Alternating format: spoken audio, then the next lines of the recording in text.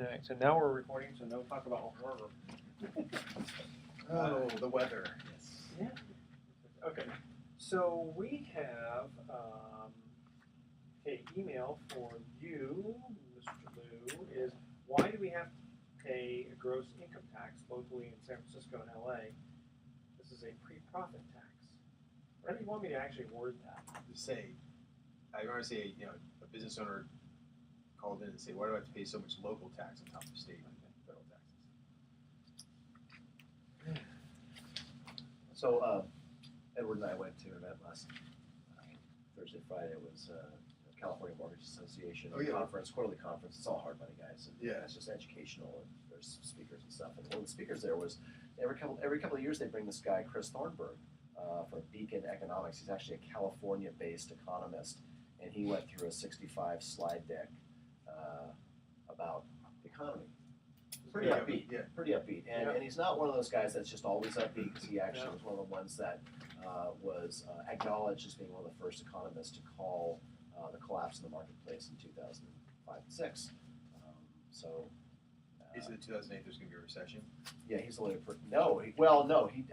he's not calling for it. It's just he went through. So I brought a lot of slides to talk about. Well, actually, I pulled like 10 slides out of the 65 slides. Don't know that we'll get to all of them, but what I thought would be great, and I'm glad you're the co-host today, because after we talk about what you want to talk about, all of my stuff is just talking about economic issues and the viewpoint of a leading California economist who accurately called the last recession, who's basically saying, guys, there's not a lot to be worried about right now.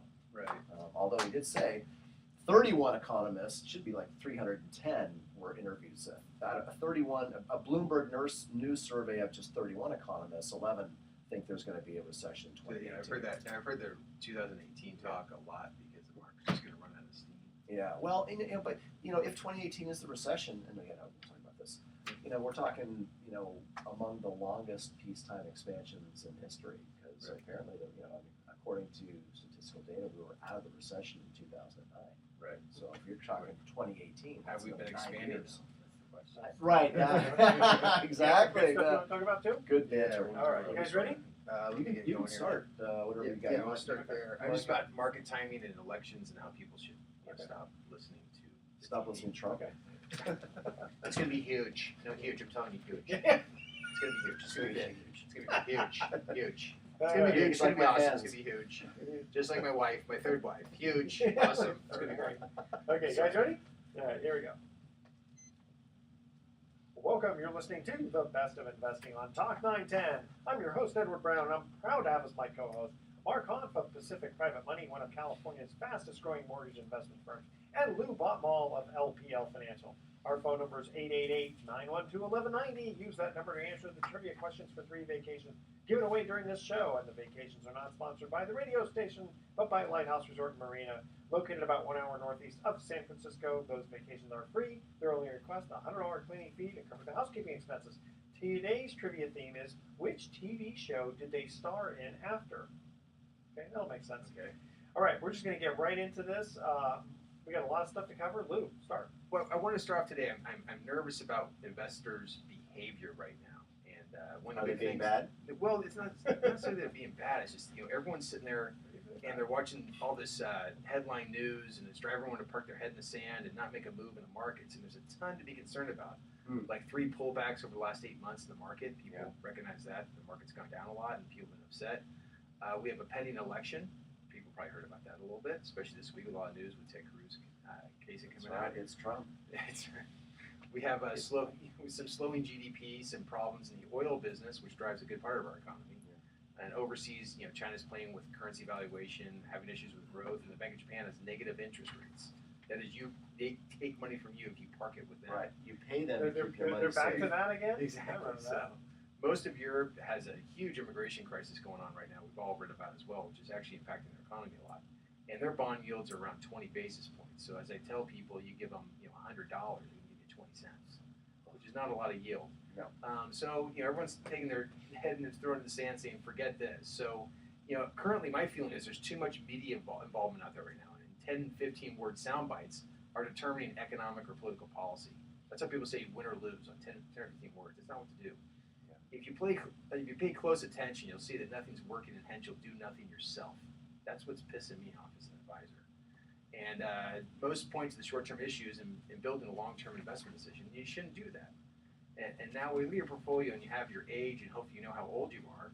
You can determine that you like or what you will have to be invested in after presidential election and any decision made by the U.S. Fed or on interest rate policy. So why take the time to determine when you're going to make the move after these factors abate? So everyone's in there going, what's the Fed going to do with interest rates? Who's going to win the election? In the end, it really doesn't matter because you're going to have to be invested after those decisions happen. But still go out there and vote.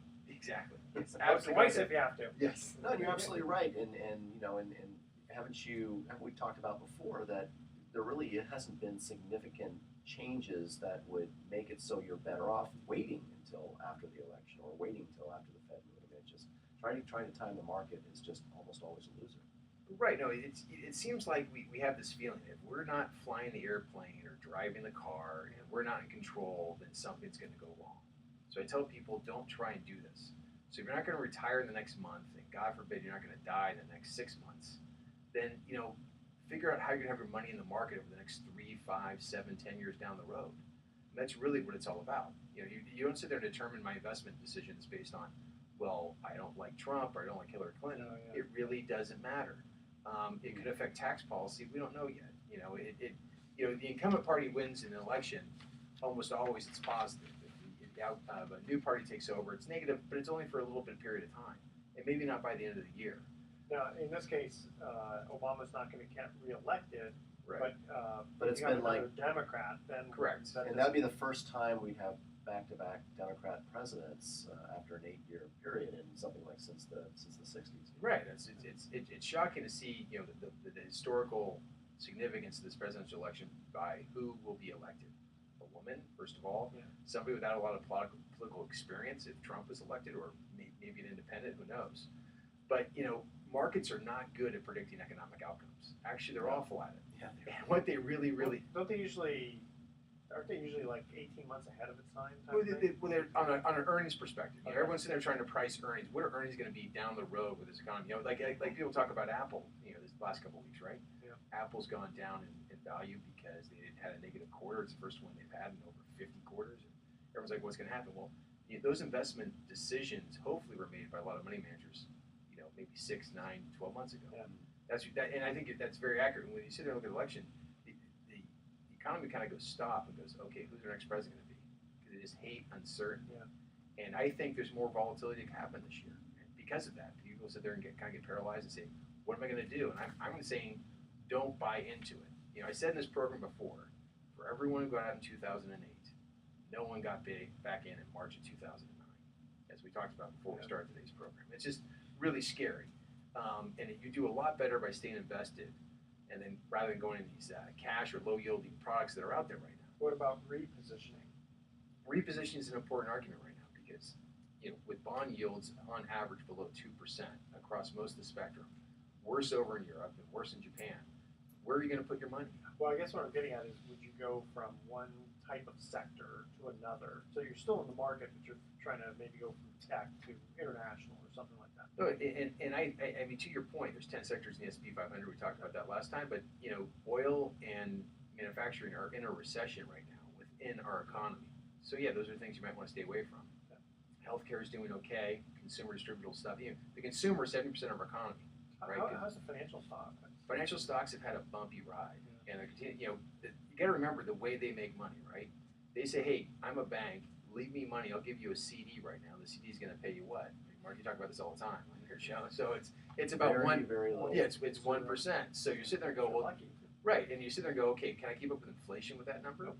And then the bank has to go out and lend money to a business in order to make profit off that. Yes. And they can't lend at a high rate right now of 7 or 8%. They're lending at 4 or 5. Well, that's So still there's- a nice spread. It's an okay spread, but I mean, it's not the spread they're used to, and by and large, if they're not having, Okay. well, I mean, used, what's the spread they're used to? they're spread to, you remember CD rates, go back to 2005, what were CD rates? 6%. 5 or 6%. They were lending at 12 on a lot of short-term money. Wow. Okay. So they're, that's what they're used to. Okay. But also, I think the other thing that people don't realize is there's not a lot of money in motion in the economy, right? You guys see that in the lending side, especially. it's really slowed over the last couple of years where you don't see money being lent out by institutions. Businesses aren't trying to expand or improve their businesses. We don't see a lot of infrastructure capital spending going on. No, they're laying off employees, and the ones who are left get the bigger jobs to do. And this is the new normal everyone's scared of, right? You get a 2% yield in your bond portfolio, and maybe you get 6% in the stock market. And so, years ago we had this 60-20 philosophy with 60% in stocks, 40% in bonds, and bonds were paying you 4, 5, 6%. And of course, then there's the alternatives, right? Yes. Because like Mark, what are you paying on your 8%? 8%? Okay, Yes. that's gooder than 2%. Okay, Yeah. That's gooder. more gooder. English lessons are next week, I'm but telling you, we'll get there 6 years of high school. That'll do it for you. every time. So you're right. So you sit there and go, okay, well, how am I going to get return? Where am I going to place my money, and how long can I tie it up for? Because everything that has an 8% or 6% yield right now, I feel has a certain time frame built Correct. into it. That's right. It's gonna, it's not going to be 3-month paper or 12-month paper. So that's what people are asking themselves right now. How can I be invested? How can I make money? Where should I put it? And the answer is not like there's so much confusion. I'm so upset. I'm so frustrated. Or the economy's going to hell in a handbasket. I'm just going to put it in my mattress or in the bank and not worry about it. That's the mistake. Of course, I wouldn't mind putting it in March 8% and have it tied up for a year, let's say, and even in taking a penalty, you're still left with 5.5% or so. Well, That's not a bad deal. Yeah, that does work. That does I'm work not for arguing some with it. some investors. No, but that's portfolio reposition. Correct. Where am I going to tie my money and for how long? That's the question right now. And what are we going to invest in? All right, tell you what, can we cut to a quick commercial break? Sure. All right, so again, we're going to ask the question of which TV show did they star in after. Before we do, I got to make a little mention here. You ever been to Beach Blanket Babylon? Oh yeah. Oh, it's fun times. Club Fugazi. Club Fugazi. Right. That's right. Gosh, I remember that now. Yes. I think there's a yes. great bar across the street. What's it called, Mark? Come on, help me. Is it Lone Star, Blue Star? What is it? Something like That should be the next Something trivia like question. that. Great bars in San Francisco. I'd Exactly. vote that one next time. So they're doing a big spoof on the election. So that's why you got to catch him now. While Donald Trump still has a lot of hair on his head. This thing. So check out Beach Blanket Babylon. All right. So here we go. First trivia question. Jack Klugman starred as Oscar Madison in The Odd Couple, one of my favorite shows. Which TV show did he star in, which aired in 1976? The first caller with the correct answer wins a free 3-day, 2-night stay at the Lighthouse Resort. Call 888-912-1190 to answer that question. And don't touch that dial because the best of investing will be right back. Mark Hanf has some very interesting economic news for us. All right. And Mark, I forgot to tell If you. you've got stuff you So want. that's not Quincy, huh? That wasn't Quincy as in the answer? That's what I was actually trying to think of. You're Trying just to going to remember have what. to try to guess and what, see if you're but right. He did see how long it Did you get a runs chance to? for. Oh, I got through do the your- HR stuff, yeah. Okay. I have the I don't know Dow. if you had like the No, I got the closing argument there that you wanted to. No, we can go into the Dalbar study too, which talks about investor returns versus what people actually do. I brought that and I put that in here under. When we get there though, I can chime in with it later on. That's not a big deal. I got this stuff and the investment returns and where people invest their money around the United States. The South is overinvested in oil. The North overinvested in banks. We're overinvested in tech out here. It's kind of funny. It's a pretty cool study. And I forgot to tell you, Mark, your question that the caller called in was, do you ever get a deed of trust and not record it? Would there ever be a reason to do so?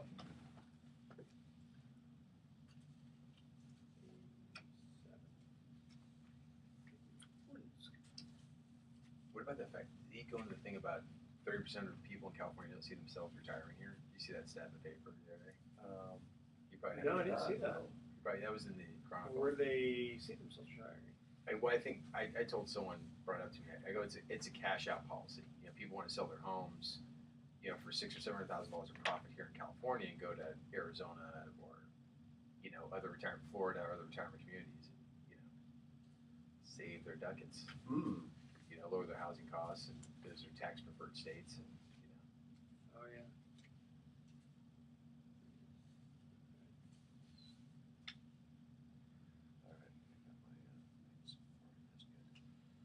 So are we coming right back to you, Luke? then we're going to Mark. Okay. Yeah, we led with him, so we got to finish with him. That's good. Yeah. No, we don't have to. Quincy read until 1983, I think. So It could be though. But what the did it original start? CSI. So that's what I'm wondering. Oh! You're right. Before then, yeah, there was another cop show. before Cannon? this. Yeah, because he I think he was a minor. He was like William a Conrad. co-host. Yeah. Okay, ready? There we go. Welcome back to the Best of Investing. I'm Edward Brown, your host, along with Mark Hunt and Lou Botmall. When we cut to the first commercial break, we asked this trivia question. Jack Klugman starred as Oscar Madison in The Odd Couple. Which TV show did he star in, which aired in 1976? I'm going with Quincy. You would be right. Oh, nice. Yes, Quincy M.E., not M.D. Okay. And The Mark, original CSI. That's awesome. yeah, I guess that is really the first one, or the original one. Okay, Mark, before we go to you, just want to make a quick mention here. Get this, the Napa Valley Jazz Getaway is one of California's premier wine and jazz festivals in the heart of wine country. It's a 5-day celebration from June 8th to June 12th. Check them out, www.jazzgetaway.com for tickets. Mark, you got some... I do. economic So, stuff for us. Edward, you and I went to a lender conference We did. last week. It was right here in San Francisco. And one of the speakers was an economist who I've been following pretty closely for a number of years. In fact, I've heard him speak several times. And he spoke and did a 65 slide deck presentation with lots of charts and graphs. And one of the reasons why I like this particular economist, Christopher Thornburg, of Beacon Economics is his company. He's California-based, number one, so he's got a good insight into what's happening in California versus just the overall U.S. and or global economy. But he was also noteworthy in that he's one of the few economists that actually predicted the real estate market crash in 2005 and 6, and he was derided by a lot of people in the industry, other experts and people of that nature.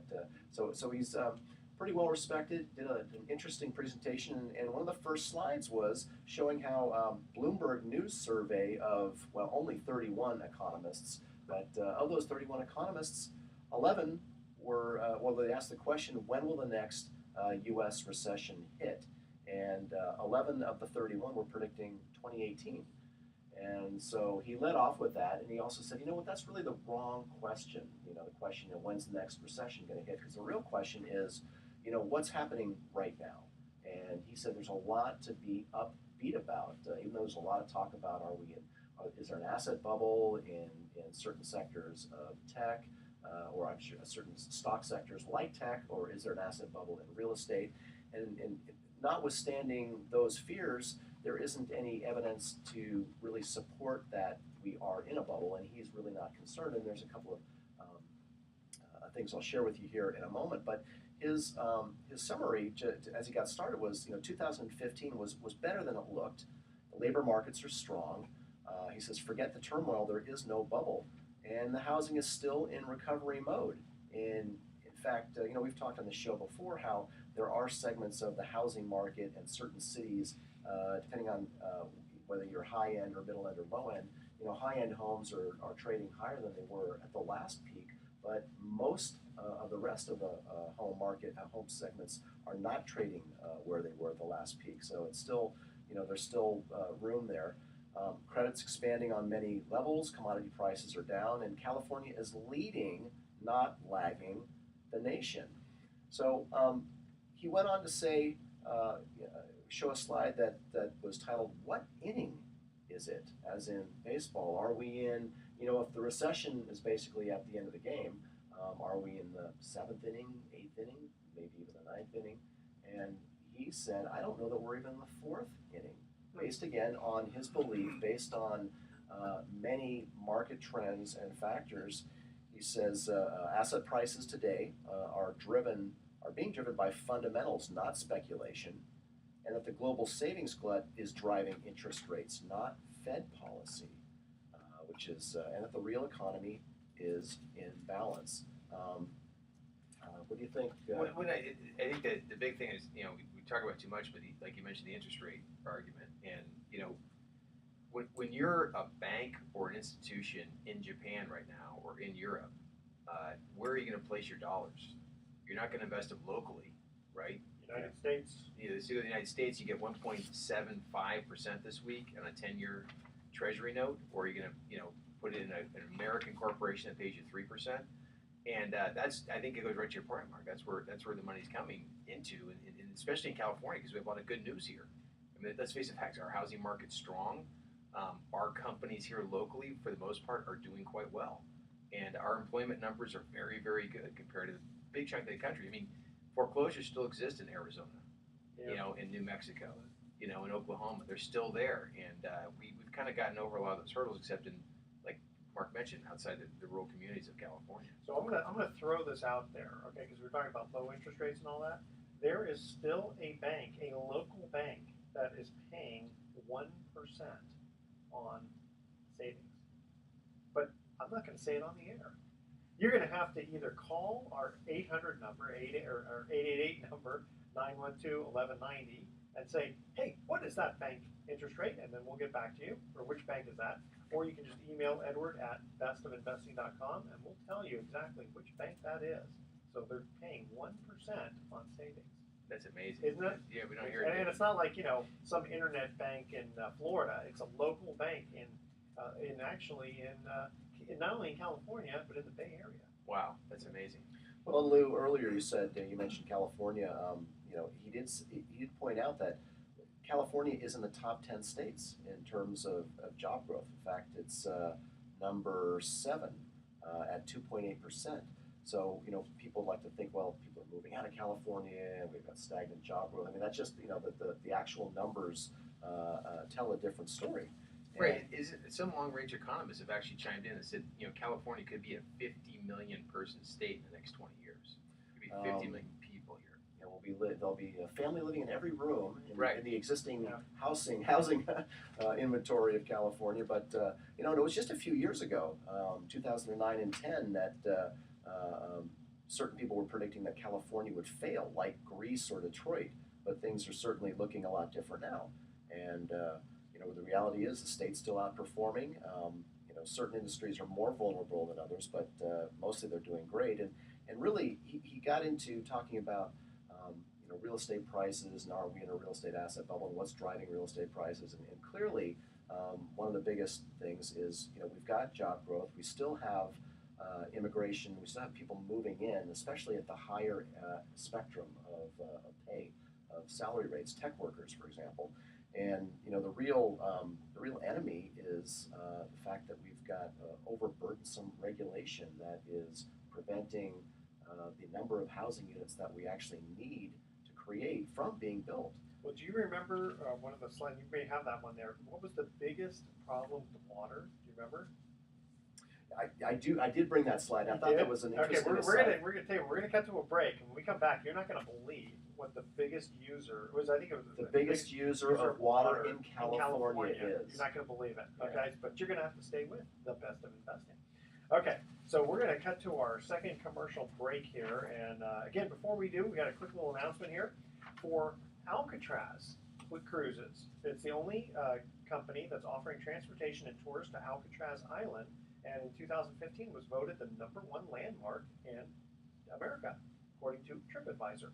So don't be fooled by companies with similar names. Go to alcatrazcruises.com or call 415-981-7625, and tickets are available for purchase up to 90 days in advance. Okay, here is our second trivia question about TV shows. What they star in afterward? So far, you're 1 for 1, Lou. Here we go. This one actually is a pretty easy one, too. Andy Griffith starred as Andy Taylor in The Andy Griffith Show. Which TV show did he star in, which aired in 1986? All right, call 888-912-1190 to answer that question. All right, and when we come back, we're going to talk about the biggest user of water in California. Don't touch that dial. The Best of Investing. I'll be right back. Is that Matlock? Yes. Boy, 2 for 2. Nice. You're like me, watch a lot of TV. I never watched those. It's funny. I never watched either of those shows. Matlock, yeah. So is it the rice farmers use all the water? No, definitely. Hey. And they're subsidized. Hey, what? And worse than that, a lot of that hay is being exported to China. Yeah. Isn't that wild? So we're paying higher water prices. We're being told to conserve. Yeah. When 80% of water usage in California goes to ag, and of that 80%, hay uses 17% of all that water, yet it only represents 3% of the value of ag. And we could buy it from like Nebraska and Yeah. all that other stuff. That is crazy. Isn't that crazy? I knew the water rights up near like Winters and what's the other towns up there north of Davis. Ready on the Ready corridor. Yeah, they all have water rights, and if they don't need the water, they sell it to L.A. Yeah, It's like, I mean, who are you? Well, I'm God. It's my water, and I'm selling to L.A. It's like, you know, the city has all this power. It's crazy. Yeah. All right. Away we go. Welcome back to the Best of Investing. Again, I'm Edward Brown, your host, along with Mark Hunt and Lou Bothall. Second trivia question here is, which Andy Griffith starred as Andy Taylor in the Andy Griffith Show? Which TV show did he star in, which aired in 1986? I'm going with Matlock. Matlock, that is correct. 2 for 2. Okay, so Mark, we told people when they came back from break, or when we came back from break, we were going to tell them about the biggest user of water. So listening to an economist talk about the California economy, he covered a lot of ground. Of course, he talked a little bit about the drought. And he gave some, what I believe is little known information. When I say little known, I have not read about this in the Chronicle. The Chronicle's been pretty aggressive in reporting drought issues. I think we all have heard a statistic thrown around that, of the water usage in California, about 80% is used by agriculture. But what you probably don't know, and I certainly didn't know, is who is the biggest water user among the ag products. And as it turns out, everyone in the audience was pretty much guessing wrong on this one. The answer was hay. Hey, what? Horses. Hey, what? Not almonds, not oranges, not cherries, Not rice, not rice, avocado, not rice, not any of the other, artichokes, leading California products, but hay. And it gets better. And Go ahead. Right, and it gets better. Hay represents only 3% of the value of agricultural products sold in California, 3%. But it uses 17% of the water used by acre feet, 17% But it of gets the even, water. But it gets even better than that. Right. Go ahead. Where does that hay go? Where? A lot of it right now in California is being exported to China. China. So you're taking shorter showers, you're paying more for water, you're having your finger wagged at you constantly about conserving, and we're wasting billions of gallons of California drinking water That's an outrage. to I grow won't stand for it. hay I'll to hear from my send to attorney. China. The Chinese don't need water. I mean, they don't need hay. Right. I tell you, everything you think you know is Yeah. just wrong. Yeah. It just is. That's why you stay invested. yeah. And the thing is, I mean, don't they grow hay like in Middle America? Right, Sure. but because They can't California, ship the it. shipping lanes, right, it ships more effectively out of Right, so I California. talked to someone who had a corrugated box factory one time Oh. locally, and I'm like, well, why are you here? He goes, you can't ship a corrugated box more than like 10 miles and make a profit on it. It's better to like build the Wow. factory there where you're Oh. making the things to put it in the packaging to send it off. Does that mean you have to have factories all over the place? Right. It's very common. I shouldn't be saying this, but yeah, it's okay. yeah. It's, Wow, it's that's- absolutely nuts. Yeah, so it's kind of the same I'm thing. learning something new on the best. I of got to share Investing. this other slide, interesting information. He happened to show a slide about degrees, college degrees, Oh yeah. and which ones pay the most of the degrees that are being offered today. Dog psychologist number one. Degrees among 21 through 27-year-olds with a bachelor's degree. So 8 of the top 10 earning degrees today, they're probably not hard to guess, it's some form of engineering degree, right? Right, I don't have Guess what, of the diplomas awarded, guess what the number one degree is? Either communications or psychology. Psychology. Psychology. Psychology. Everyone wants to be a psychologist. So 8 out of 10 highest earning degrees are engineering degrees of some form. Petroleum, computer, chemical engineering, aerospace engineering, mechanical, electrical. And the top awards go number 1 is psychology, number 2, business management and business administration. Then it goes biology, general business, nursing, communications. Engineering is pretty far down there, so I don't know. I'm really lobbying my daughter, who's going to go to high school next year, that she should really consider getting some kind of engineering degree. It's whether amazing. you want to or not. college is about what you want to do. It's more about lifestyle nowadays. It seems like. Well, it's like I told my son he loves playing drums. I said, great, play drums. I said, do a real job and then play drums. And, we have a friend who has been on actually on the show. He's a good real estate attorney, and he's got a band. Right. But he's a real estate attorney during the daytime. I mean, all these places will hire any cover band. I've seen some really bad ones. Yeah, no, but he's actually got a pretty good one. That's fine. Tell you what, can we get right into email there? Yeah. So, Mark, an email we received for you says, do you ever get a deed of trust and not record it? Would there ever be any reason to do so? So, for new listeners, I'm broker and president of Pacific Private Money. We make real estate loans in the California, mostly in the Bay Area. We stand out from banks in that we're kind of an alternative source of financing. We use private money, private capital, people from you and those of us sitting around this table here who put our money to work by using it to fund real estate secured loans. And that's really the key, is real estate secured loans. So we act like a bank. We just don't. We're just not a bank. And while banks are out there making loans, around 4 to 5% today, we're kind of in the alternative lending community.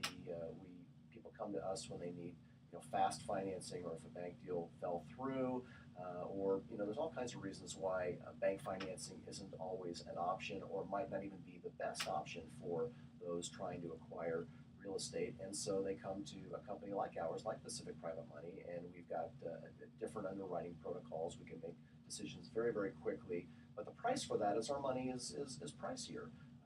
But given that real estate, there's a lot of value in real estate, there's a lot of potential value in real estate, and there's a lot of strategies that people are employing to build wealth in real estate. So paying 10% for money, particularly if it's a short-term loan, oftentimes, makes a lot of sense. And that's the market we serve. And so our investors are private parties, most of whom live right here in the Bay Area. They enjoy investing in the loans that we originate. Now, we make a promise to our clients. We do not make personal loans or personal property loans or unsecured loans. All of the loans we make are exactly like the loans that the banks make. In other words, there's a title and escrow company that handles all of the gathering of signatures. They record the deed of trust after it gets signed, and based on their assurance that the deed of trust is in fact on record, we then fund the escrow, and they distribute that money to wherever it needs to go, whether it's going to the borrower or the seller of the property if they're in a purchase transaction. So we do not make loans and then hold on to a piece of paper with a signature on it and not record it. So the question again was, do you ever make loans to people and then who might give you a deed of trust? They might sign a deed of trust, but hold it and not record it? And the answer to that is no, because that is an unsecured loan. Even though I'm holding a piece of paper that I could record, and which would then I'd have that property as collateral, but how do I know that that same borrower isn't going to go out and borrow money from somebody else and record it in front of me, in which case I've lost my collateral position? So again, didn't mean to go too much into the nitty-gritty detail of it, but the answer is no. I mean, we're in the business of making legitimate real estate secured loans. Our investors expect and receive a recorded deed of trust which is insured by a leading nationwide title insurance company as being valid and as being secured in the position they believe it. It's either a first position mortgage or sometimes it's a second position mortgage. Could even be a third, because sometimes people with millions of dollars of equity might have a couple of small loans on their property. But you would know that, though. But you would know that, right? And again, these are all guaranteed and insured positions. So there may be risk in investing in notes, but one of the risks that is mitigated is whether or not the loan that you fund is defensible in terms of, is it really what you invested in? The answer is yes, it is, and we have an insurance policy to prove it. And there have been times when you've had to call upon that insurance. There are times now we haven't, but I know of, and there are, and again, if anyone's in business long enough making loans, there's going to be a time where you will go to that title insurance policy and go there for, maybe it's, I've heard stories of, there was a loan made, but it was on the wrong property. You know, maybe it was the property. It was supposed to be on the property next door, and instead it wasn't. So insurance Yeah, company. who reads all that stuff with so many degrees this way and so many degrees? The meets and bounds of the property description, exactly. right? I know. With a what you would call it, tape measure and compass and all that stuff. Tell you what, Lou, actually, we got an email for you too. A business owner email. I'm going to shorten this, but a business owner emails and says, "Ask your guy," which you'd be the guy here probably. It says, "Why am I paying so much in local taxes?" Well, this is a problem. In addition to state and federal taxes. Yeah, exactly. On top, you pay real estate taxes, you pay federal, state income taxes, and these local taxes. Most of them are bound up in business licenses, building permits. I think people don't care about hotel taxes because usually the locals don't pay them. When it comes to payroll tax, it is a vicious tax that comes on top of all these business owners that they don't really think about as they're running a business. And there's no way really to prevent it outside of moving out of your city or county that charges those payroll taxes, which a lot of people are starting to do. You talk about big locales like San Francisco and Los Angeles, those taxes are just awful, and they have audit teams that go out and audit your payroll to make sure you're paying enough in tax. I think it's time that, when you have a couple business owners that know each other and people come walking around knocking door to door saying, "Hey, I'm running for city office," it's time to sit down and have a talk with them saying, how are we going to lower our local taxes? Because it's whenever they start implementing taxes, they never ever go away. Yeah, exactly. And the problem is these taxes were raised 20 years ago for something else that's paying for right now. Yeah, what a lot of people don't know, if you don't own a business, you're probably not aware that business owners, depending on what city you're operating out of, when you have payroll, for every dollar of payroll, you could be paying between 20 and 25 cents per dollar more in taxes, basically. So the way I figure it, for me, it's about, and that's usually for the employer taxes and workers' comp built in. It's about $1.25 for every dollar. And again, your employees don't know that. And if you have painting or roofing contractor, it's going to be more. Right. If you're a general contractor, your employee, the workers' comp rates are higher. In San Francisco, it's more on top of that. It charges more on payroll tax. In the city, it's even more on top of that. That's right. It's great. So some business owner goes, "I'm going to move to South San Francisco, or I'm going to move to Oakland, or I'm going to move someplace else," and go, "Why pay these extra taxes?" Well, and even restaurant, you get your restaurant bill, and suddenly there's this extra 3.8% or something. Right, the healthcare tax. Healthcare. Yeah. I've got to pay for it. Then you know what? What about tips? I mean, you almost want to go take it, but you don't want to really take it out of the nice waiter. Right. Tell you what, before we cut to a break, Lou, give out your information in case people have questions. If you have some questions, I always do free analysis for people. You can give me a call. The phone number is 415-256-8970. I have a website. Just type in Lou, L-O-U-B-A-T-M-A-L-E, or Lewis, my proper name, B-A-T-M-A-L-E, and I'll pop right up. I have my email in there and everything. I have people reach out and contact me. So, yeah, I'd love to talk to people about this stuff all the time. And Mark, we forgot to ask you about your information. So for short-term real estate financing options, or if you want to find out more about how you can earn 8% or more on your savings by being a mortgage investor through Pacific Private Money and the Pacific Money Fund, please give us a call at 415-883-2150. That's 415-883-2150. Or better yet, just go to our website. Easier to remember if you're driving around. PacificPrivateMoney.com. That's PacificPrivateMoney.com. And when we come back, we'll see if you've got a deal of the week. All right, we're going to cut to our last commercial break. Before we do, want to make a quick mention here also for Weingarten Children's Center.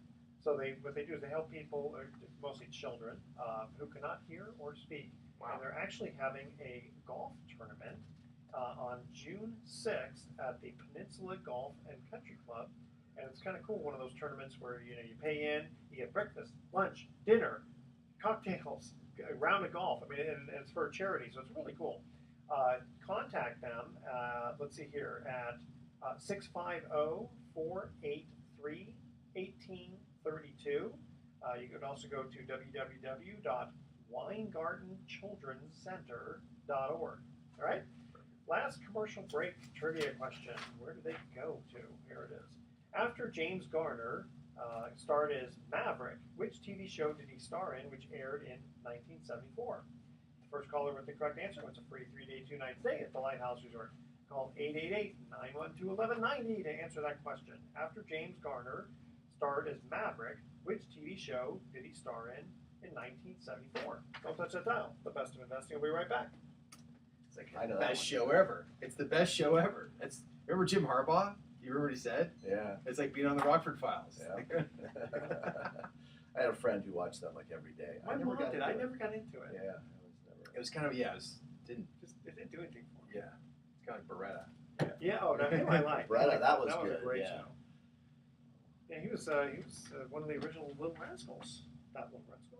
Oh right. Yeah. You know his attorney that got him off lives here in Brent. Oh, really? Who is it? Jerry Schwartzbach. Is he still alive? I think Robert Blake. I Yeah. think he's living in obscurity somewhere, but I think he's still alive. Yeah. Who knows what happened? OJ Deal of the week. I'm trying to think of a deal of the week. There's just such a blur. We have so many files right now, and it's been. Pick one. Huh? Pick one. You could do the Nevada one, the Narrow one, Which one was that? What Nevada one? the one you and I went to. Oh, right. See how much time we got.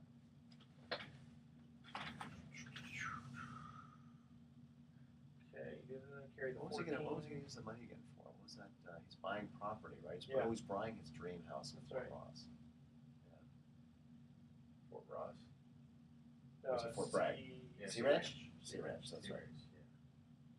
Yeah, Fort Ross is something to buy there. Sea Ranch.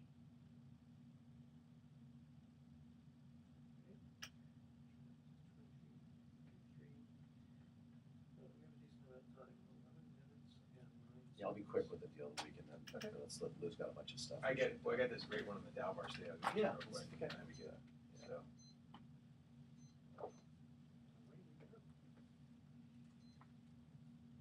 Well, welcome back to the Best of Investing. Last time for today, I'm Edward Brown, your host, along with Mark Hahn and Lou Botmall. Third and final trivia question here. After James Garner starred as Maverick, which TV show did he star in, which aired in 1974? Mark. I got it this time. I even wrote it down. Rockford Files. Rockford Files. Very good. Okay, Mark, give us a deal of the week. So this week we got a call from a guy. Actually, this was one that Edward and I went and looked at together. He owns this gorgeous little historical for downtown Novato. Used to be the First National Bank building, and now it's been converted to other use. But he bought the property when he bought it several years ago, free and clear, or with all cash. So he has no debt on the property.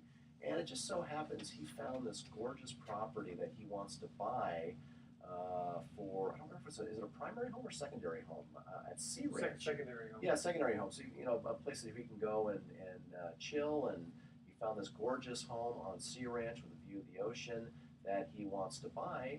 And rather than use bank financing, because he wanted to make an aggressive offer so that he could capture what he thought was a great price, and wanted to make sure the seller didn't change their mind. He came to us. He wanted a fast loan for about 1.2 million, secured by his commercial building worth about 2 million by our best estimates. He does believe he does intend to put it on the market, but that's not necessarily his exit strategy. But we really like the collateral, so it was easy for us to make a very, very quick determination. Yes, in fact, we're interested in making you a $1.2 million loan secured by your free and clear $2 million commercial property with rental income, so that you could buy your dream property in Sea Ranch. So that's our deal of the week. Very good.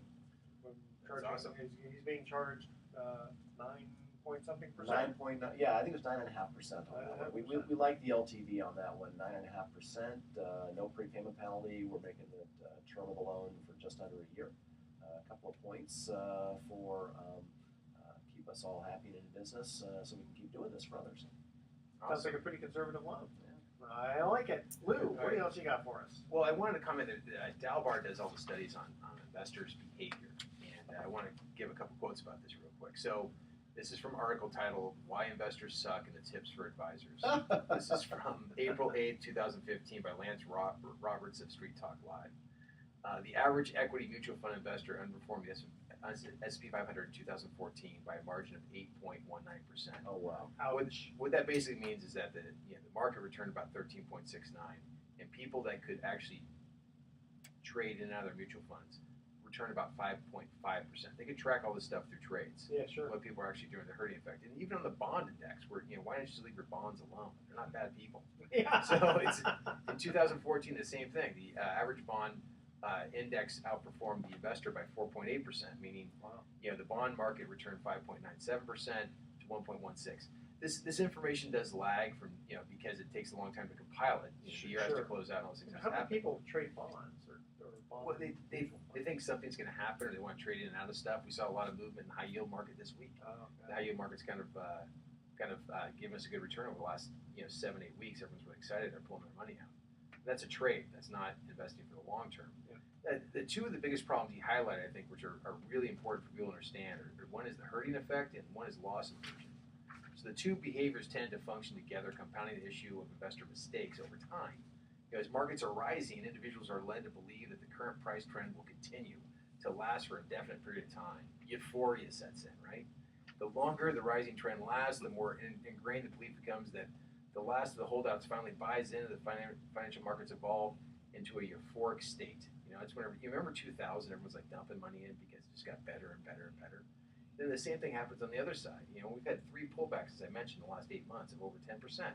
So everyone's like, what do I do? What happens? As the market decline, there's a slow realization amongst investors that this decline is something more than buy the dip opportunity. As losses mount, the anxiety of loss begins to mount until the individual seeks to avert a further loss by selling. This behavioral trend runs counterintuitive to the buy low, sell high investment rule. So freaking common for people, right? Buy low, sell high. Okay, I like that exactly, one. Yeah. And what happens is that everyone sells out of the bottom, and the market recovers before you know it. This happened back in February, everyone. February 11th, everyone's like, what should I do? Should I pull out? Should I stay in? What's going to happen? Smoked. Right. Everyone was down, and it was a tough period, and a lot of stuff was happening. And all of a sudden, 3 weeks later, everyone's like, what happened? What do you mean the market went up? I didn't get my statement yet. What's going on? And everyone gets lost in the shuffle. So that's why, as I said earlier in the program, Edward, you said astutely, stay to your program, find out where you want to place your dollars, why you want to place them there, and just hold it for a period of time. Hold it through the election, because hopefully we'll all be here afterwards. Armageddon's not around the corner, people. Everyone always feels that way. When is it going to be? Well, it was supposed to be in 2018, according to that study, but it didn't happen now. We don't know what's going to happen everything. But this is the problem with everyone. Everyone's looking for that headline or the big change, or we know the government's out to get us. One not so long ago, someone showed me the movie The Pianist. You remember that with Adrian Brody? He's like, you want to talk about a tough time? Yeah, sure. That was a tough time. Okay, what we have here is pretty relaxed and tame compared to those tough periods. But I tell you, it's not that I'm paranoid, but everyone is out to get me. There's certain reasons you're a public figure. So you have to be a TMZ. Yeah. It's you and Caitlyn Jenner right now. Oh, is that a bad reference? That was bad. But that's a trouble. I think is people and there's more people retired. They're all watching TV all day long, and they're just looking for make decisions or have something controversial happen in their life. And this election is always a perfect example. And trust me, I know people in the media. They make a killing this time of year. If you want to do anything, buy some media stocks. You know why? Because they sell advertising time on cable TV. And guess what they get? They get a ton of money because everyone's watching every night going, what did Donald say today? It was huge. It was huge. That's all they want to hear all day long. Yes, but I heard that Donald trumped everybody else last time. That's what happened this week. I mean, it's a good week. It's a good week that we have some resolution now. We get on with the election, but in the end, we'll go back and forth. I mean, the debates are must-see TV at this point. Imagine how much Imagine how much a media company's going to make off the first debate. I mean, the first debate could go bad. The rest it's going to be huge. Again, in my opinion, it's going to be huge. But the problem you have is that if the first one's good, they're just going to get better and better. It's going to be like a prize fight, right? It's like Ali Frazier 1, 2. It's like it's sequels. Stuff keeps happening, and this could be the election cycle that does it. How many debates do you think they're going to be? They should do. They always do 3, right? Isn't that that's the accepted protocol? And I gotta figure the Clinton camp is going to want to make it as low as possible. I can get away with 1. I think she assumes she already won, so I think. I know, as Mark always says, I always vote for Taft. My write-in vote for 2016. Taft. No, I sit there and I listen to people all day long, and they get really concerned. And I had this one woman walk in. She knows nothing about investing. We built a nice portfolio for her, very conservative. And she goes, I keep on hearing about recession talk. I keep on hearing about the election. I go, who are you voting for? She goes, no one. I'm like, well, that's part of the problem. Let's work that. Let's start there first. Doing nothing doesn't help anybody. That's a decision by making no decision. Right, exactly. Well, Mark, you have any? Some words? Well, I do. Just want to close out because we were talking about some of the economic trends according to economist that you and I listened to last week, and he doesn't seem to think in the California housing market that we're in a bubble, and he believes that because he showed the California housing affordability graph, and actually it was at its highest, meaning unaffordable, in 2005, and it was 65%. And according to the graph charting what they follow there, it's down to 40. It's down to 40%. So it's a 40% affordability, affordability. And he also pointed out that California is one of the most overcrowded states right now, behind Hawaii. It's second only to Hawaii in being overcrowded. And so you've got a lot of demand for housing, and you've got things like CEQA standing in the way. You've got water issues. You've got Prop 13. So where's the housing in the future going to come from? And so he actually had this silver lining piece of information. And again, I don't recall where he got this source from, but if you look at the percentage of renters in California, it's up 20%. Families living in renters in single-family housing is up 20% since 2008. And which is not surprising because we had a lot of homeowners revert through foreclosure, lose their home, to go back to renters. And a lot of companies, big companies, hedge funds, bought up a lot of California housing. And there's a belief that they are going to start divesting themselves of that housing in the coming years based on the pricing and returns that they can now achieve by selling off those housing. So they're not going to rent them out there. So there's a belief, and again, I don't know exactly where that's coming from, but if it's true, and actually I hope it does come true, because that would actually be very good for the market to see a lot more housing than we're seeing right now come on the market through those companies that had bought and are now holding rental properties, rental single-family homes and condominiums in California. So we'll see. All right. We want to thank our co-hosts, Mark Hanf of Pacific Private Money and Lou Botmal of LPL Financial, for joining us yet again. Here's our thoughts for the day. Robert Louis Stevenson said, "Don't judge each day by the harvest you reap, but by the seed that you plant." That's pretty good. And to be successful, regardless of the field, one needs to be a participant in the field of battle rather than a spectator. Good food for thought. Tune in next week to The Best of Investing. We're going to be giving away more free vacations for answering trivia questions. Thanks for listening. On behalf of our team, I'm Edward Brown. We're wishing you the best of investing. So long.